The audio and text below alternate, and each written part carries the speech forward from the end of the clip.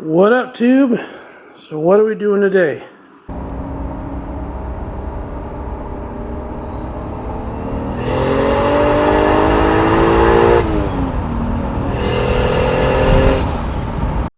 What up, Tube? What are we doing today? Well, it's long overdue. We're gonna do a small segment on the Supra. Okay? Why? Well, it's the Supra's last day with us, and I'll go over that in a little bit here. Let's get into the actual car.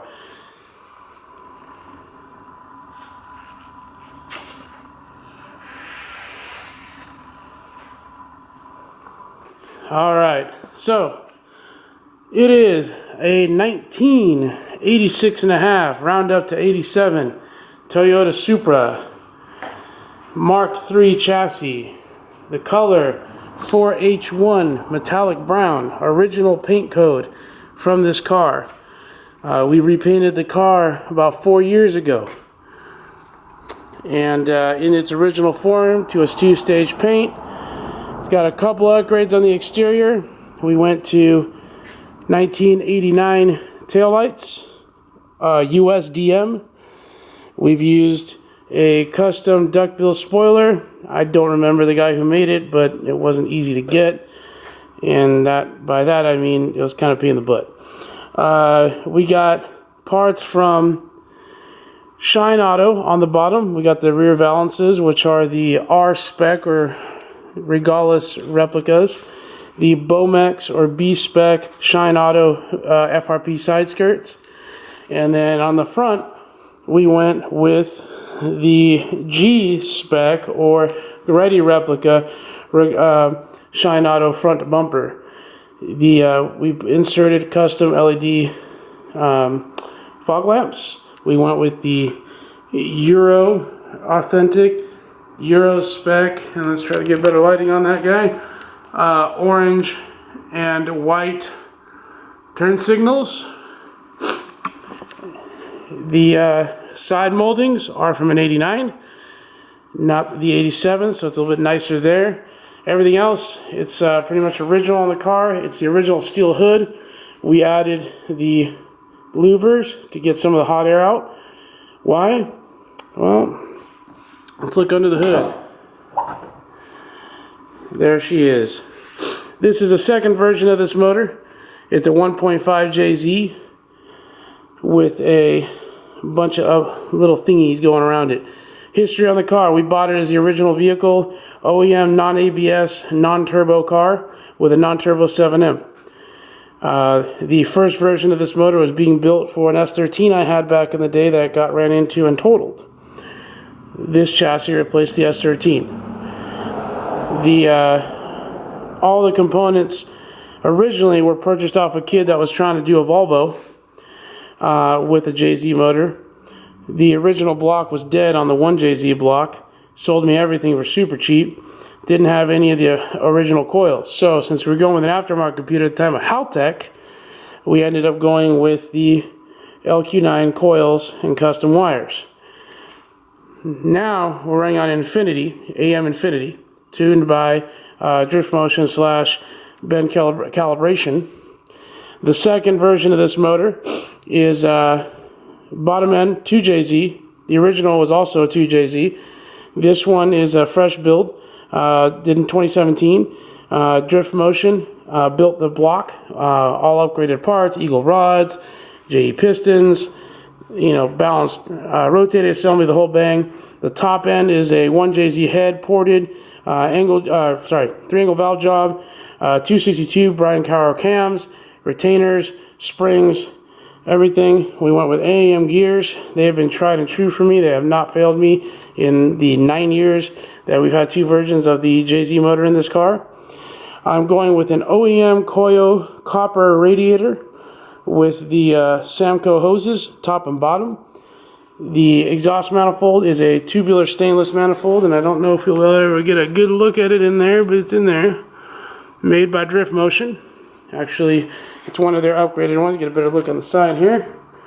With a Drift Motion downpipe.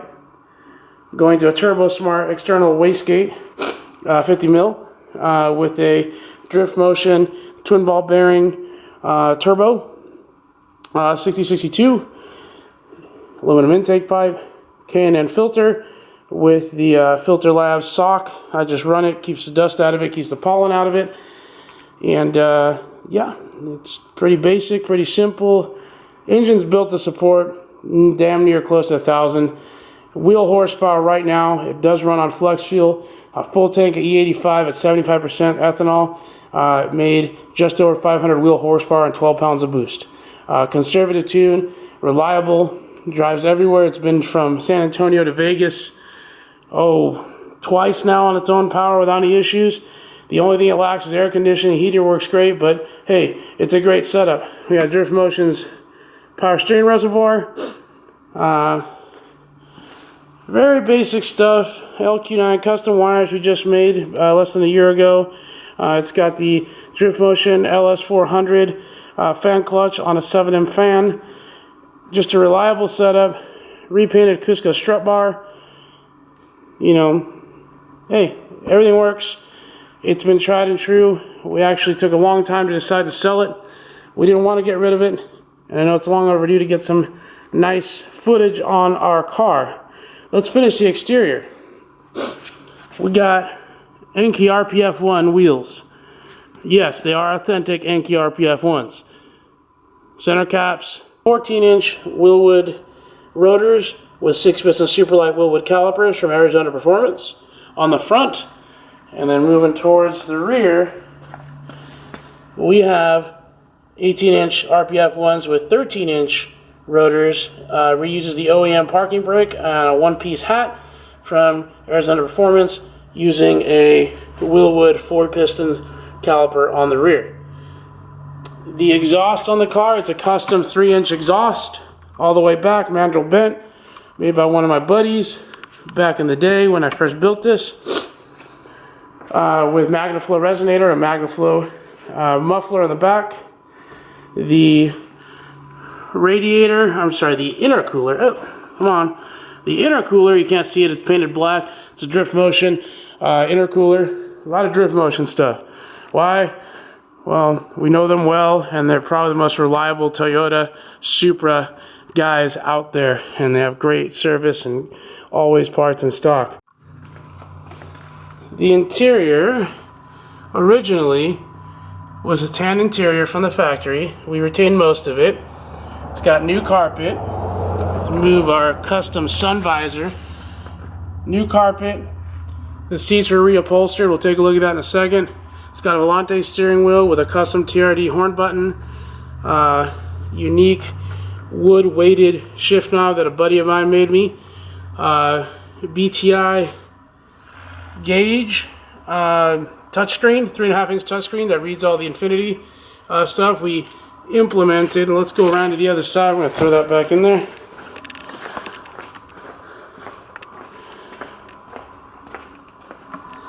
We implemented the Defi gauges into the original dash when we first built it. Custom OEM replica floor mats, and the seats were reupholstered in black with tan stitching using interior innovation skins and done by Pena Brothers in San Antonio. I wouldn't say it's a full restoration, but it's pretty well done. We really took the time to get this where we wanted it. It's like I said, it's ran great for us. It's been a great car. And yeah, what did we want to do? Well, we want to move to the next thing. So we put it up for sale. Sold on Super Bowl Sunday, 2020. This is our last day here today, guys and gals. And yeah, she's being picked up tonight by transport, going out to Michigan to her new owner. And he's going to enjoy it. He's totally stoked about it. You know, we're both happy with the transaction. If you're curious on how much it sold, put it up on eBay for $18,000. That's what the selling price was. No secrets. So, last couple things. Suspension. It's a Tane Super Street adjustable coilover suspension with battle version rear arms. Whole front end has new ball joints, all OEM. New OEM upper control arms. Again, the build here was to be able to get in and drive it. That's what we've done with it. We've had a lot of fun. Yeah. And today's the last day. It's bittersweet, but we know we're moving along to something else. What will it be? Well, you'll have to find out. Keep watching. Some of you guys that know me already know what it is. It might be another Toyota. Might be 2 cars. We shall see as the year progresses. Time to jump in the Tundra. Gotta go get some stuff done. Thank you very much, y'all. Hope you enjoyed the Supra. I know it's been long overdue. We didn't do too much to it as far as, video footage on this car, but it's going to a good new home. And yeah, goodbye. We nicknamed it Betty. She's been with us for 10 years. And a lot of great memories with the car and the Supra community. But that part doesn't count, just doesn't end. There's new memories to be had. For this car with a new owner, for us with a new vehicle, in the community we love so much. Again, don't be afraid to try new things. Don't be afraid to pursue what you like to do with your hobbies. All right? God bless. Have a great week.